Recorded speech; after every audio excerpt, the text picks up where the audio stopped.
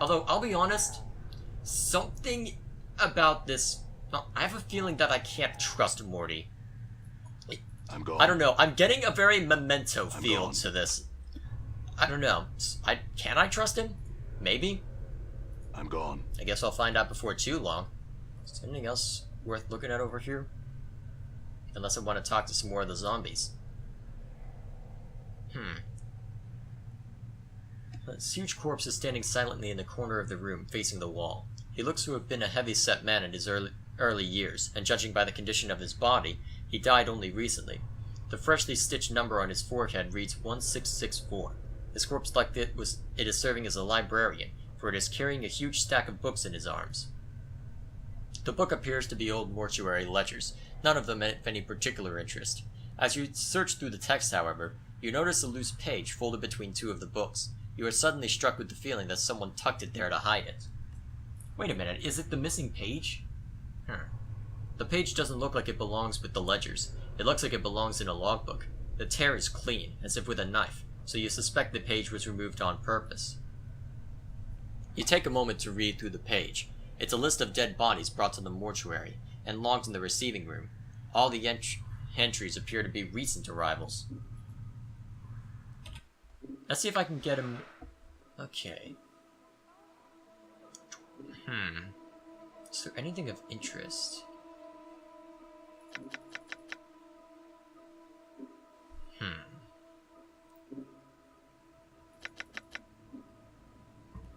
I wonder if this is me. Scarred shell. Cause of death indeterminable. Scars do not appear to be cause of death. Shock trauma? Collector Farrod. 3 commons paid. Positions logged. Fist irons. 13 commons. Middle table. Receiving room.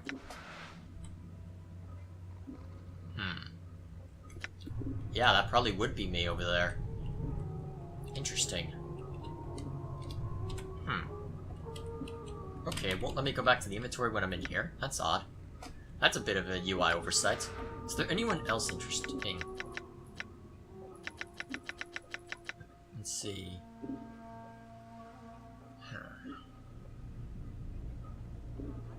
Let's see. Knife marks.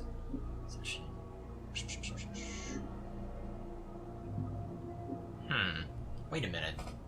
Copper earring found lodged in abdomen. Earring has been locked in southeast preparation room.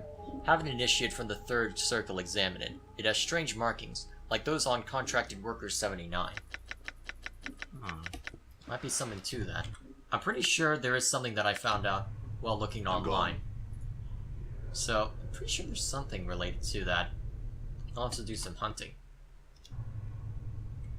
Actually, let's keep moving forward first. Right. If I need to double back, I will.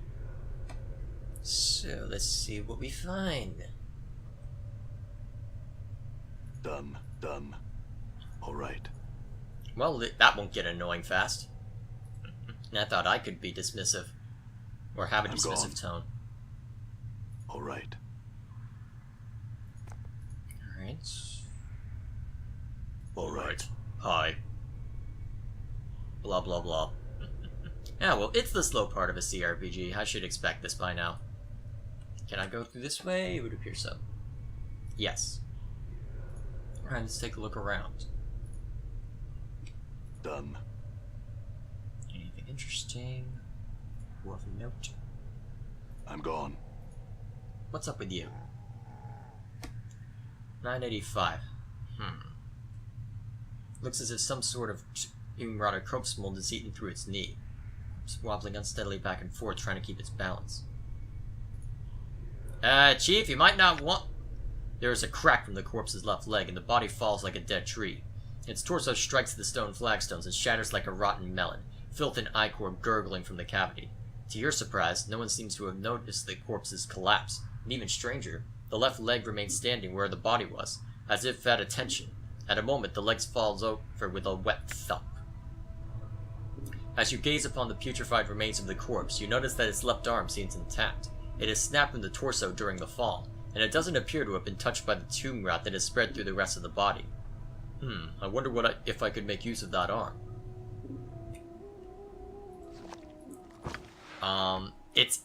What? I can use this as a club? What?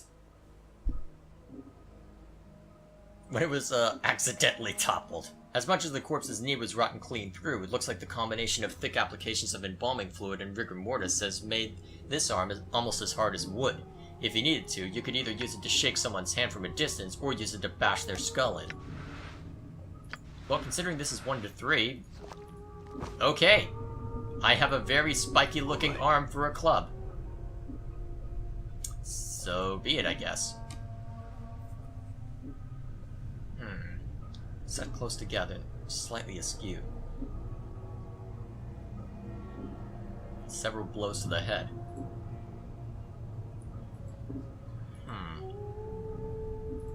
Geez, there's a lot to these corpses. I guess I'm just gonna have to talk with all of them. I'm gonna spend all my time doing these. Number 506 has been stitched in a side. The skin of this peeling corpse has been sewn up with so many stitches, its skin looks like a bizarre street map. The stitches encircle the corpse, running from its arms across its chest, up its neck, and into the damp mass of white hair. As you follow the crossroad of stitches, you notice someone has jammed a needle into the corpse's forehead. The needle is attached to a thread, stitching up the side of the skull. You could probably unravel it if you had something to cut the thread. You slice the thread neatly with the scalpel, then pluck out the needle and pull the stitches out. As you do, the skin covering the forehead peels back to reveal the corpse's chalk-white skull, where, to your surprise, the number 78 has been chiseled. Seems you got 2 different designations there, corpse. The corpse stares ahead, oblivious.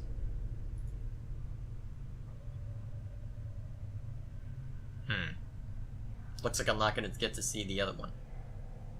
Ah, well. Done. I guess I'm yeah, I'm gonna have to eventually talk to all of them. For now, let's see if I can talk to you safely. Are these quick savings fast? You see a slight young woman with pale features. The sunken flesh around her cheeks and neck makes her appear as if she is starving. She seems intent on dissecting the corpse in front of her, who's prodding the chest with a finger. Greetings. The woman does not respond. She seems too intent on the body in front of her. As you watch her work, you suddenly notice her hands. Her fingers are talons. They are darting in and out of the corpse's chest cavity like knives, removing organs. I said greetings. The woman makes no response. I think the dusty chit might be a bit short of hearing, Chief. Let's lay off, shall we? What's wrong with her hands? My journal. She's a tiefling, Chief. They got fiend blood in their veins, usually because some ancestor of theirs shared knickers with one demon or another. Makes some of them addle in the head. And addle looking, too. The woman jumps and whips around to face you. Her eyes are a rotting yellow with small orange dots for pupils. As she sees you, her expression changes from surprise to irritation, and she frowns at you. Greetings. She doesn't seem to have heard you. She leans forward, squinting, as if she can't quite make you out. Whatever is wrong with her eyes must make her terribly nearsighted. You! She clacks her taloned fingers together, then makes a strange motion with her hands. Find thread and embalming juice. Bring here to A vein. Go! Go! Go! Updated my journal. Yeah, I don't think I want to mess with that. Well, I have needle and thread, I just don't have embalming fluid.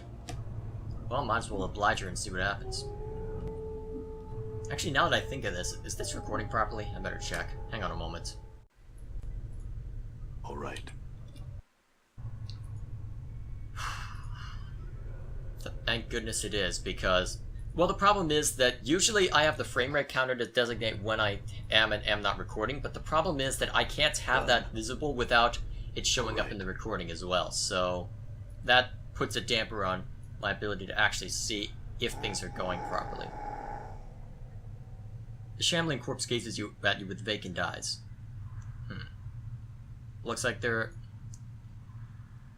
So, seen anything interesting going on? As you address the zombie, it blinks in surprise. Eh? What?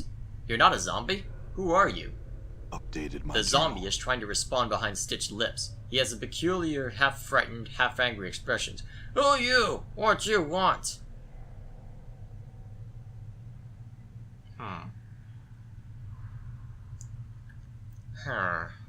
I'm looking for a way out of here. Can you help me? The zombie doesn't seem to have heard you. He looks up and down for a few moments, then frowns. What do you do here? His eyes narrow suspiciously. You scientists?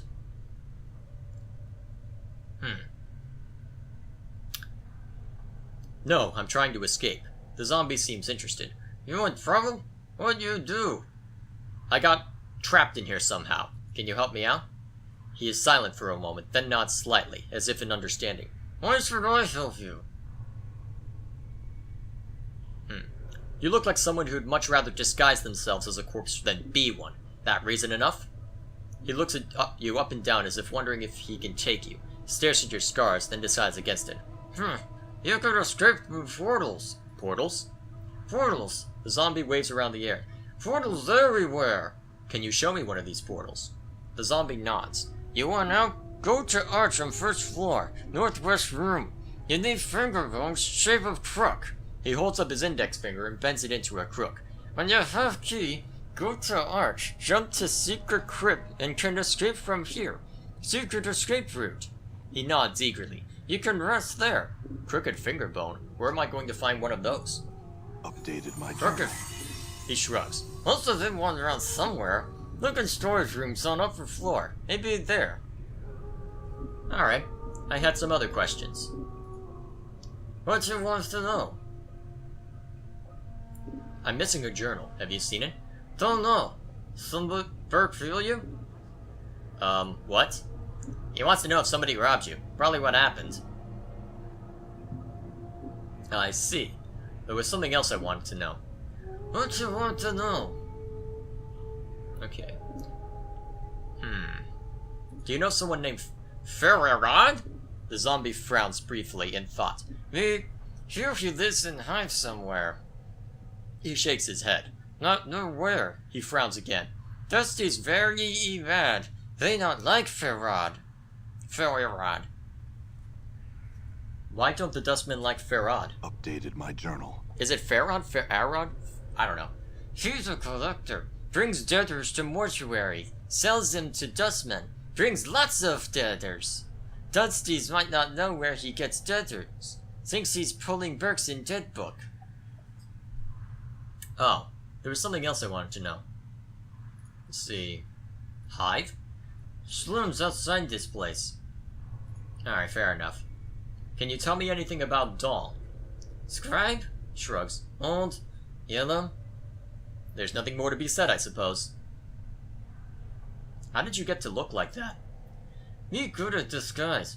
Me also good scars. Me wear lots of embalming fluid. Me make good zombie. The zombie giggles through stitched lips, then taps his head.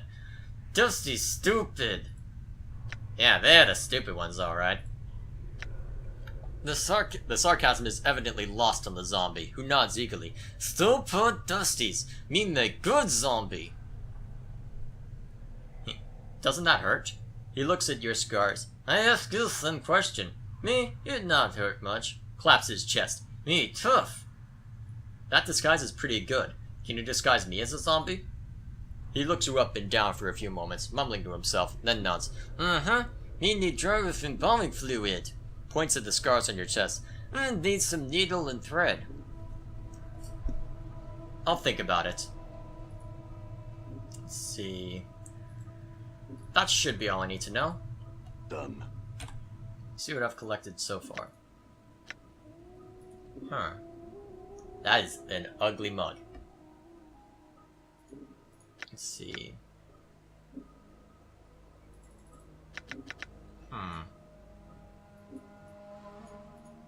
So, what are my quests? Find Ferran, Mystic Journal. Okay, fair enough. Let's get moving then. Alright.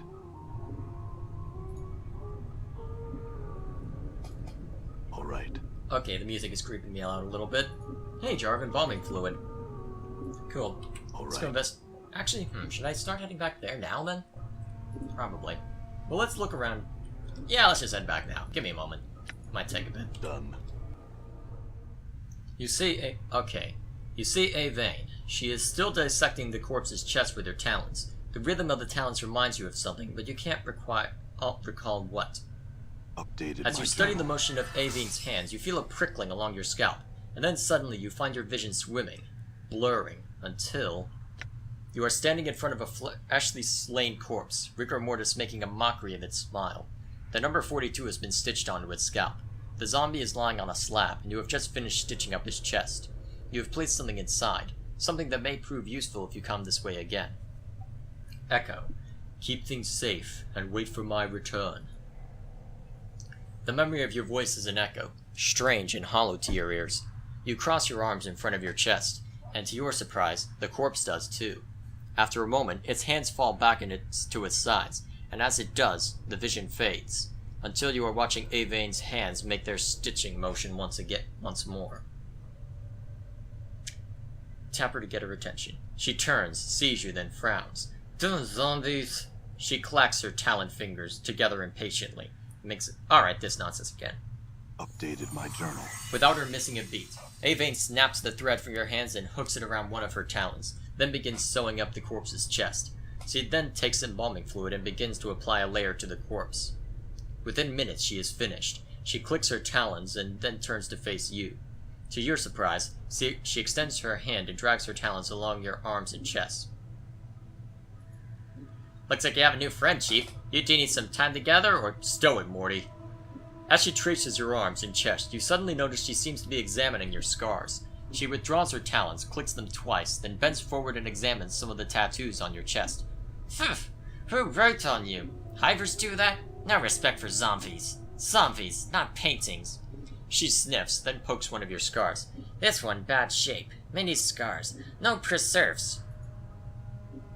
Her talons suddenly hook into the thread you brought her, and lightning-like, she jabs another talon into the skin near one of your scars. It feels barely more than a pinprick, but it looks like she's about to start stitching you up. Updated my journal. Ooh, extra hit points. The sensation is curiously painless as Avane begins to stitch up your scars. When she is done, she sniffs you, frowns, then stabs her finger into the embalming fluid. Within minutes, she has dabbed your body with the fluid, and strangely enough, it makes you feel better. This may be the second time in my life I'm thankful I don't have a nose. Avane puts the last touch-ons on your body, gives you another sniff, nods, then makes the shooing motion with her talons. Done. Go. Go. That was a thing. Alright then, let's get back to it. So, actually, while I'm here, do I want to try and explore around? I don't know, let's go around here first. Done. I have a feeling I can double back later as well. There's always something I can do in a CRPG.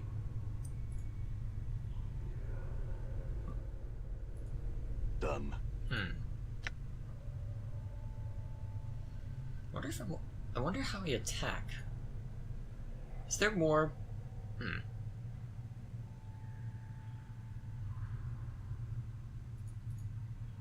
Can't rest. Okay, fair enough. I have curiosity. How do I attack? Okay. I need to get used to this UI. It's not Baldur's Gate UI. I'll have to get used to it. Okay,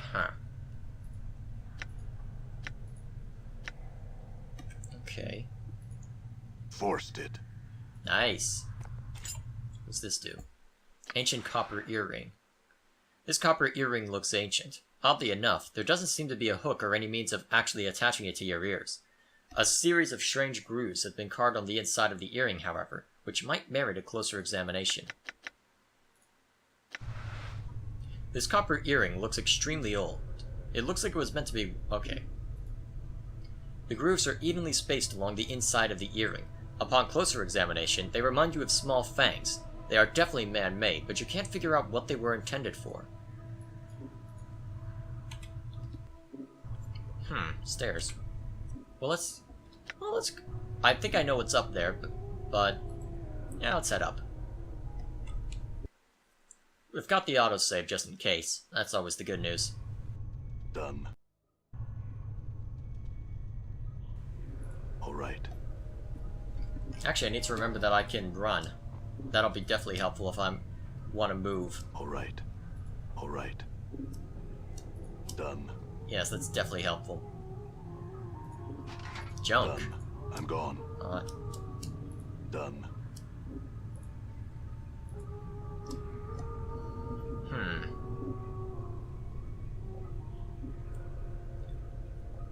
It's pretty clear this was once a beautiful woman of middle years. Whomever prepared the corpse seemed to take pity on her, sewing her bow lips shut with a small, neat stitches and tattooing the number 832 upon her forehead in elegant script. I can't believe I just said that. I'll need more needle and thread if I want to look like a zombie.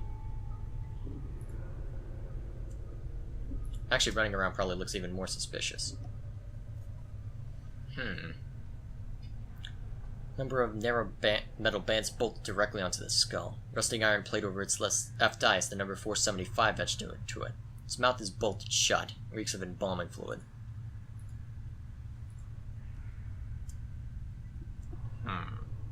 All right. Done. Let's see what you have to say.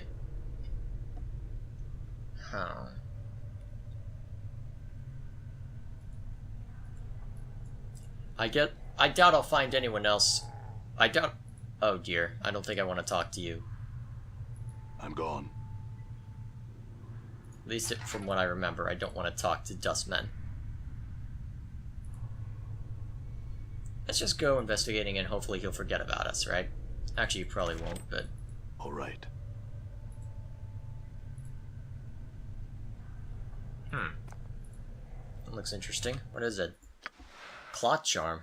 Heals 9, 5% resistance to slashing, 10% to piercing. How long does this last? This glistening blood drop is as hard and smooth as a pearl. When placed on the tongue, it dissolves instantly and spreads through the character's bloodstream.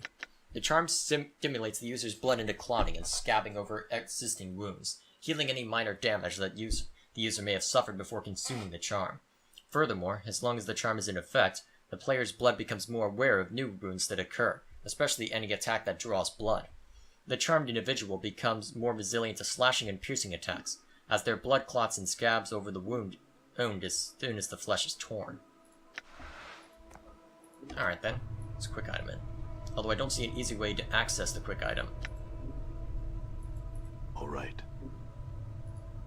Yeah, well.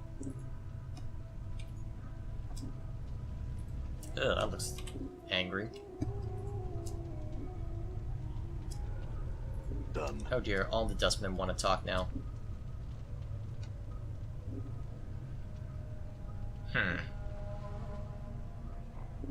The word repent has been carefully engraved into its forehead with some amount of skill.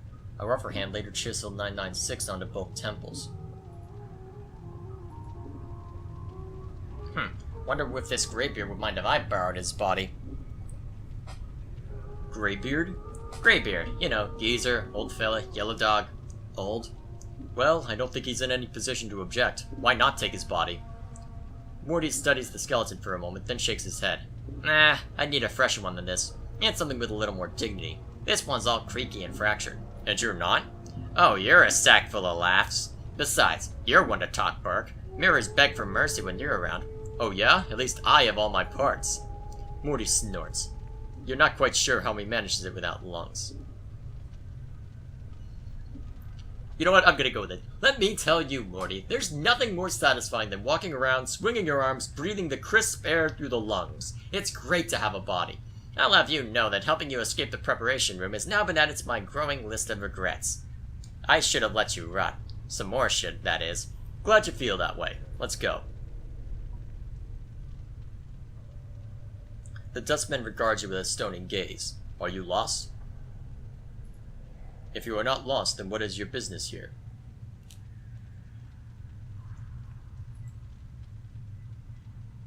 Who is being interred? Perhaps the services are taking place somewhere else in the mortuary. That could be. Where are these other services taking place? Several internment chambers are line the perimeter of the mortuary. They follow the curve of the wall on the first and second floor. Do you know the name of the deceased? Then you should check with one of the guards at the front gate. They can assist you. Alright, so I just need to give him that line, I think.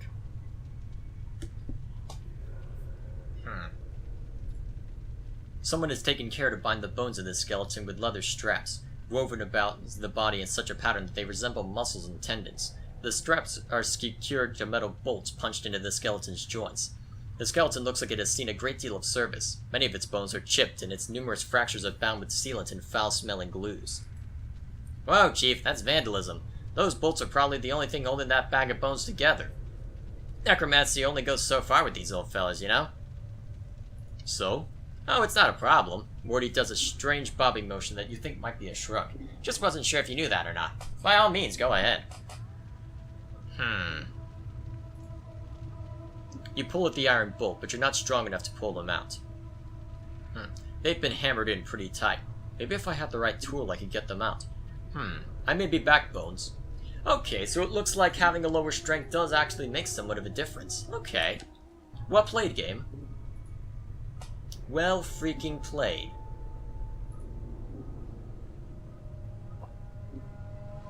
The skeleton turns to face you. 42 has been chiseled into its forehead, and a number of bones, mostly the jaw and the joints, have been bound with leather straps. I think this is the corpse I had the memory about. At the sound of your voice, the skeleton suddenly straightens up. It crosses its arms over the chest, and its fingers hook into its ribcage. Cross your arms over your chest. In response, the skeleton drops its arms to its side. The leather cord securing the skeleton's torso snaps, and the ribcage folds outward like a pair of double doors. Let's see what's inside. To your surprise, your hand vanishes as you reach inside the ribcage. You have a strange feeling it's somewhere else. As you reach inside the ribcage, your hand bumps against an invisible object. It's about the size of a fist and seems to be attached to the skeleton's spine. As you pull the item out, the skeleton suddenly disintegrates, and the iron bolt securing its joints clatter to the floor. Whatever this item was, it seems to have been the only thing holding it together. It looks like an unremarkable lump of iron. You can't imagine why someone would hide it inside the ribcage of a skeleton. As you place both your hands on the lump of iron to examine it, there is a hiss and the metal evaporates, leaving behind a strange dagger, a handful of coins wrapped in a dirty cloth, and 2 bloody teardrops. These looked like they were inside the lump of iron. Peculiar. I don't think these will do me much good, but what's this do?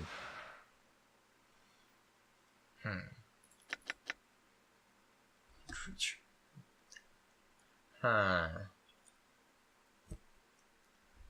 Okay, interesting. So it can be used for... what exactly? Alright, so I have a green steel knife now, but it's not as good as the arm club. Can't believe I just said that.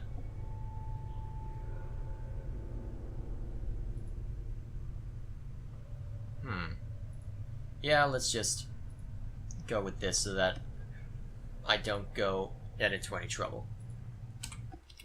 Because from what I remember... oh, come on. Oh, there's probably someone following me around still. That's probably why. In that case, let's conclude our business swiftly. Morty? Sure, why not? Alright, finally I have a little bit more of his voice to match. Iron pry bar. Container's locked. Alright then. Forced it. It's mine! All mine! 79? The corpse's meaty head was clearly severed at some point and hastily sewn back on. Several different sets of stitching, all in various states of unraveling, seem to indicate that the head is constantly being knocked back off and reattached during the course of its work. A number, 79, has been cut into the temple, circumscribed by a fanged circle that appears to have been branded on its forehead. The fanged circle looks like it was branded on the corpse's forehead long ago, presumably before it died. It might be a religious icon of some sort, or a rite of passage. You notice that one of the recesses between the inner fangs has a small triangle within it, as if it has some special significance. I wonder if the space between the fang matches the grooves on this copper earring I have. Updated my journal. The corpse makes no reply. It looks like it is too far gone to answer any of your questions.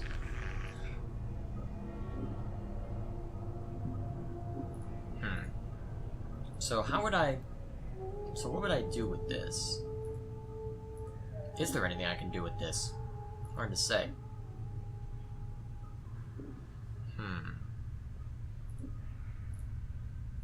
You have anything interesting?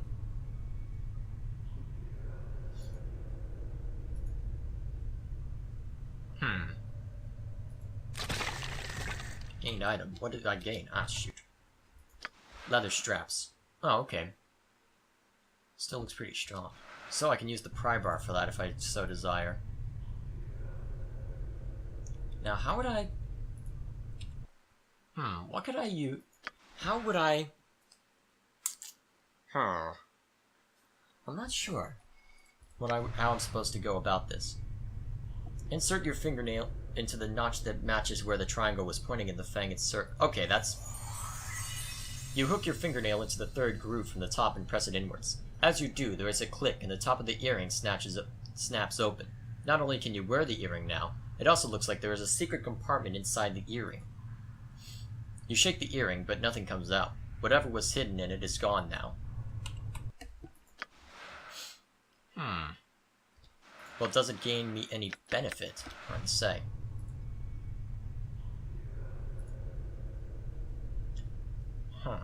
Updated my journal. How did the march get there?